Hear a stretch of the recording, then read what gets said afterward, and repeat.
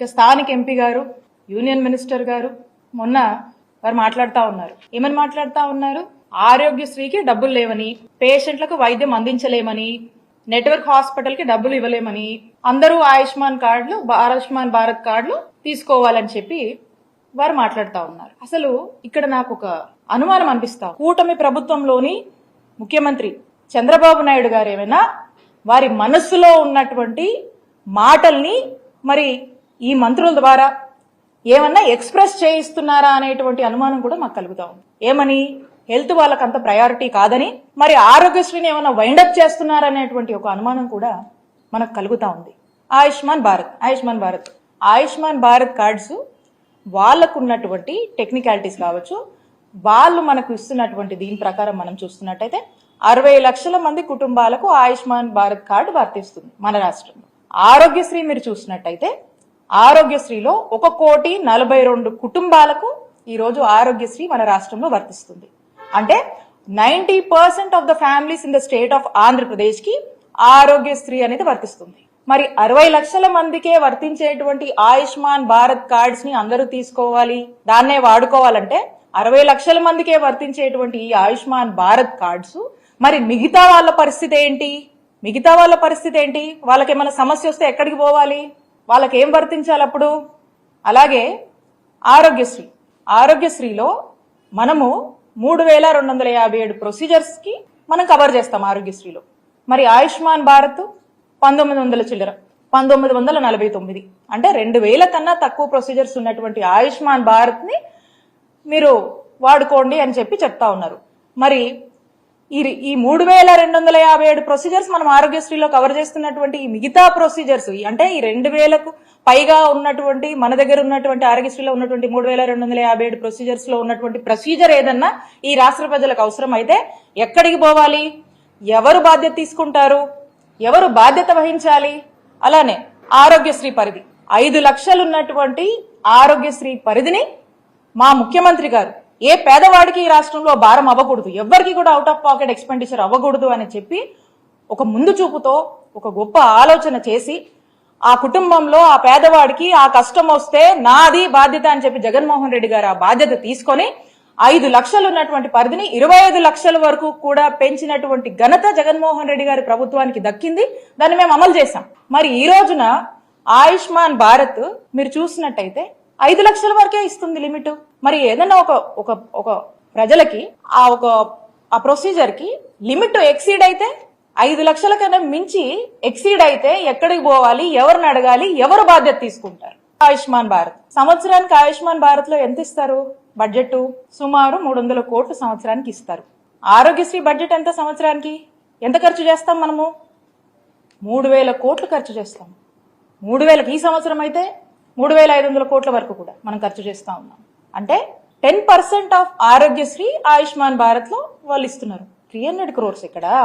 3,000 crores ఎక్కడ? 3,000+ crores ఎక్కడ? ఈ సంవత్సరం మనం ఇస్తున్నటువంటి 3,500 crores ఎక్కడ? మరి ఇదంతా ఎవరు బేర్ చేయాలి? 10% కవర్ చేస్తే మరి ఈ 90% ఏమైపోవాలి? ఈ ప్రజలు ఏమైపోవాలి? ఈ ప్రజల యొక్క హెల్త్ ఏదైనా ఇబ్బందులు వస్తే వాళ్ళ ఆరోగ్య బాధ్యత ఎవరు తీసుకుంటారు? తీసుకోవాల్సిన బాధ్యత ఎవరి మీద ఉంది? ఆ బాధ్యత మీది కాదా? ప్రభుత్వంగా ఆ బాధ్యత మీది కాదా? ఆ బాధ్యత ఖచ్చితంగా మీదే. కోవిడ్ లాంటి సిచ్యువేషన్ లో అనేక ఇష్యూస్ ఉన్న అనేక క్రైసిస్ నడుస్తున్నటువంటి సమయంలో కోవిడ్ ని కూడా ఆరోగ్యశ్రీలోకి పరిధిలోకి తీసుకొచ్చినటువంటి ఘనత జగన్మోహన్ రెడ్డి గారికి దక్కుతుంది.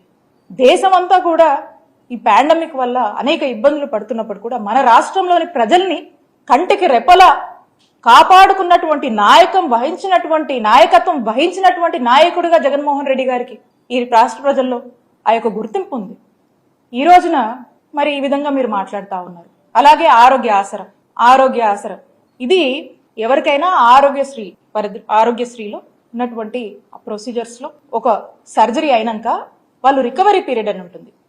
ఆ రికవరీ పీరియడ్ అంటే ఆ రికవరీ పీరియడ్ లో వాళ్ళ ఇంట్లో ఉంటే వాళ్ళ పనులు చేసుకోలేరు కాబట్టి వాళ్ళంతా కూడా వాళ్ళు పని చేసుకుంటేనే వాళ్ళ జీవితం గడిచేటువంటి జీవన విధానం ఉంటుంది. కాబట్టి ఆ లేవలేనటువంటి పరిస్థితుల్లో ప్రభుత్వము ఫినాన్షియల్ అసిస్టెన్స్ గా ఆరోగ్య ఆసరా అని చెప్పేసి 225 రూపాయల నుంచి per day up to doctor recommendation మేరకు మరి 5,000 వరకు కూడా ఒక నెలకి ఈ అమౌంట్ని ఫినాన్షియల్ అసిస్టెన్స్గా వాళ్ళకు వేజ్ లాస్ కాకుండా మనం ఇస్తా ఉన్నాం. ఇది ఆరోగ్యశ్రీ ఉంటేనే వర్తిస్తుంది. దీనికి మనం సంవత్సరానికి 300 కోట్ల చొప్పున ఖర్చు చేస్తా ఉన్నాం. మరి ఇది ఆరోగ్యశ్రీ ఉంటేనే ఇది వర్తిస్తుంది. మరి ఆరోగ్య ఆసరాన్ని ఏం చేద్దాం అనుకుంటున్నారు? ఆరోగ్య ఆసరా మీద మీ స్టాండ్ ఏంటి? ఈ మొత్తం చూస్తూ ఉంటే అందుకనే అనిపిస్తూ ఉంది. నేను అంటుంది కాదు, ఏదో రాజకీయం కోసం నేను అంటుంది కాదు.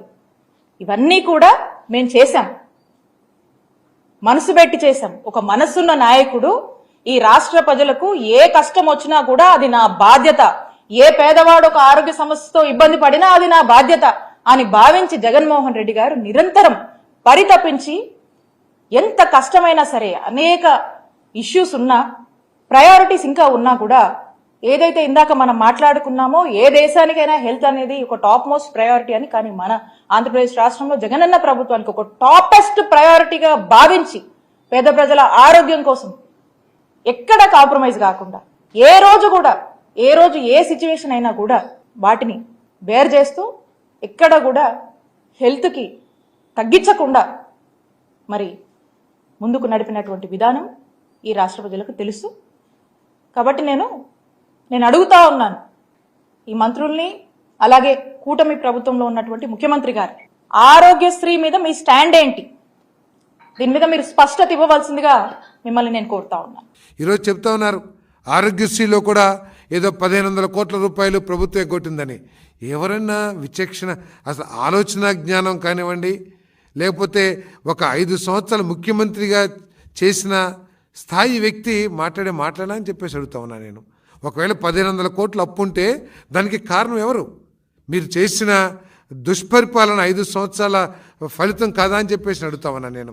45 రోజుల్లో చెల్లించాల్సిన పేమెంట్ని మీరు చెల్లించకపోవటం మూలంగా ఎన్నిసార్లు హాస్పిటల్స్ యాజమాన్యాలు స్ట్రైక్ ప్రకటించి, లేకపోతే మన కోఆపరేషన్ విత్డ్రా చేసుకుని మేము వైద్య సేవలు అందించము, మీరు పేషెంట్స్ డబ్బులు కడితేనే మేము వైద్యం చేస్తామని చెప్పేసి ఎంతమంది పేదలు ఇబ్బంది పడ్డారో తెలుసా అని చెప్పేసి నేను జగన్మోహన్ రెడ్డి గారిని ప్రశ్నిస్తామన్నా నేను.